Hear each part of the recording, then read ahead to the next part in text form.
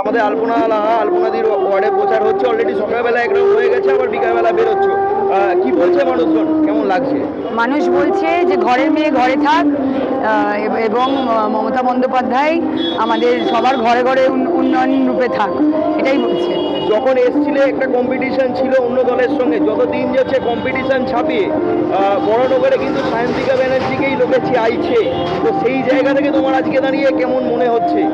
এটা আমি অবশ্যই মানুষের কাছে কৃতজ্ঞ, বরানগরবাসীর কাছে কৃতজ্ঞ। তারা আমাকে গ্রহণ করেছেন এবং তারা আমাকে কাছে টেনে নিয়েছেন, ভরসা করছেন আমার উপরে, এবং আমি তাদের ভরসার মর্যাদা রাখবো, এটুকুই আমি কথা দিচ্ছি।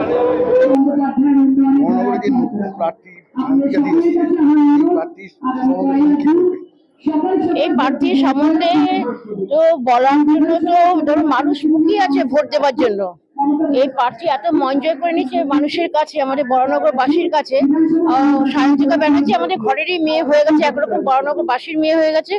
আর ভীষণ দুর্দান্ত পারফরমেন্স, মানে মানুষের কাছে যাচ্ছে, মানুষের কাছে সাড়া পাচ্ছে।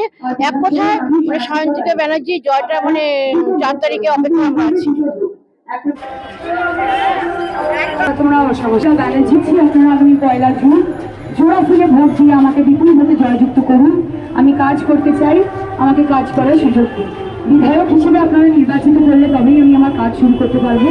এবং মনে রাখবেন যে এবারে আপনাদের 2টো ভোট দিতে হবে, লোকসভা এবং বিধানসভা একসাথে।